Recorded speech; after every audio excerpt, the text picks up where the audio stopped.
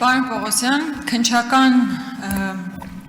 վարույթներ նախաձեռնելիս ես ակնհայտորեն տեսնում եմ երկակի ստանդարտների իրագործում եւ նաեւ ակնհայտ քաղաքական ենթատեքստ հարուցված գործերի շրջանակներում։ Ինչ նկատի ունեմ։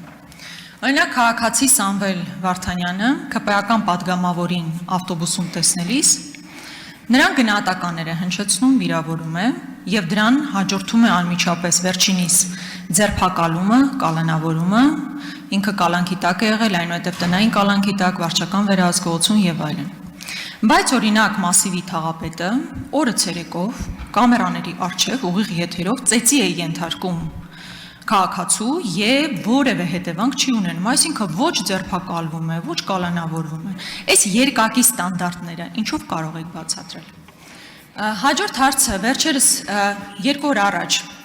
ձերբակալվել ու կալանավորվել է գյումրեցի լրագրող Լիլիթ Աղեկյանը։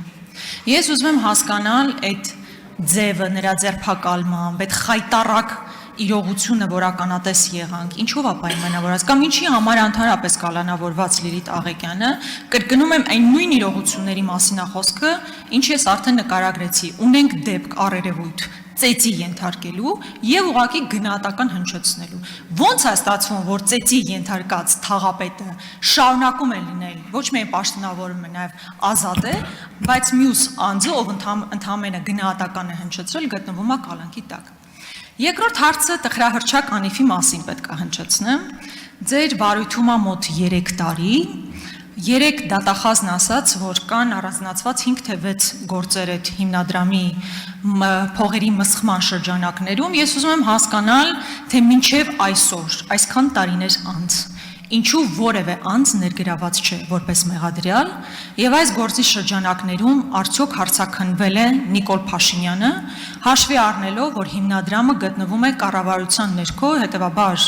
կառավարության ղեկավարն է նախ եւ առաջ, որ պատասխան պետք է տա այս գումարների փոշիացման համար։ Շնորհակալություն Տիկին Գրիգորյան։ Նախ նշեմ, որ ես հիմա տեսական հարցեր ստիպված եմ լինելու տեսական ձևով ասեմ, որովհետև ըստ էության դուք նշում եք Մասիվի թաղապետի հետ կապված քրեական վարույթը զուգահեռներ եք անցկացնում, թե ինչի օրինակ չի ձերբակալվել, չի կալանավորվել եւ այլն եւ այլն։ Դուք չգիտեմ վարույթին տեղյակ եք թե չէ, մենք ըստ էության այն արարքը, որը մեղսագրված է արդեն ունենք, ոչ մեծ ծանրության հանցագործություն է։ Ինչա՞։ Ոչ մեծ ծանրության հանցագործություն։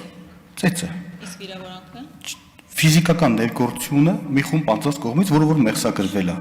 Այսինքն մենք հիմա քրեական վարույթներով չենք կարող մատնանշել մեկ քրեական վարույթ, ըստ էության, երբ որ անձին առաջին անգամ հանցանք կատարած ոչ մեծ ծանրության հանցանք կատարած անձին ձերբակալեն։ Ինչ վերաբերում է պաշտոնավարման կասեցման հետ կապված, որը նաև խափանուն միջոցի տեսակ է, օրենքը հստակ հիմքերը տալիս է իրավապայմանները, երկու հիմք գոյություն ունի, երբ որ վարույթն իրականացնող մարմնի որոշմամբ պաշտոնավարման կասեցում է կիրառվում կոնկրետ անձի վերաբերյալ, երբ որ ըստ էության անձը շարունակելով մնալ պաշտոնում կխոչընդոտի գործիքությունը կամ կկատարի նոր հանցանք։ Իսկ տվյալ պարագայում դուք գիտեք, որ ըստ էության պաշտոնական դիրքի կապակցությամբ չի տեղի ունեցել այդ ամեն ինչը եւ հետեւաբար վարույթ իրականացնող մարմինը գտել է, որ բացակայելու արգելք կիրառելու խափանուն միջոցը բավարար երաշխիք է, որպեսզի ապահովի կոնկրետ անձի դատավարական պատշաճ վարքագիծը։ Հաջորդը Լիլիթ Աղեկյանը վերաբերյալ քրեական վարույթը, որը մատնանշեցիք, Տիկին Գրիգորյան, ես չգիտեմ դուք որքանով եք ծանոթ քրեական վարույթներին, ես մի հատ հանգամանք կուզեմ նշեմ, մասնավորապես Լիլիթ Աղեկյանի վերաբերյալ բազմաթիվ քրեական վարույթներ են առկա, թե դատարանում, թե նախաքննության փուլում։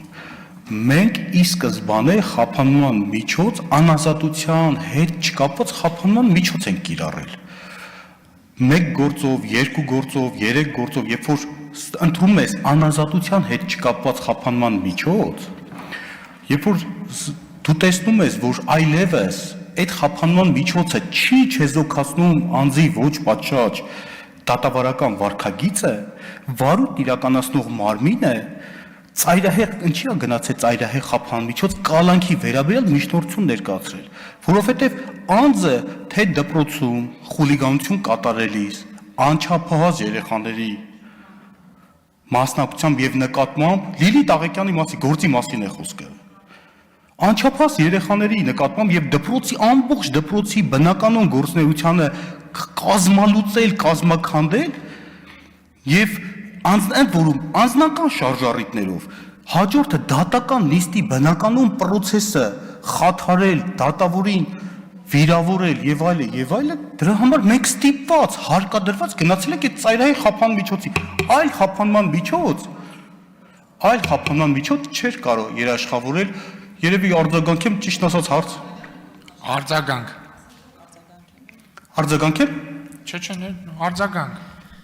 Պարոն Պողոսյան, ես քնիչ չեմ, դատավոր չեմ, իրավաբան չեմ, բայց պարտադիր էլ չի որ լինեմ։ Կա երկու պարզ դրվագ։ Մի դեպքում մարդը ծեծում է,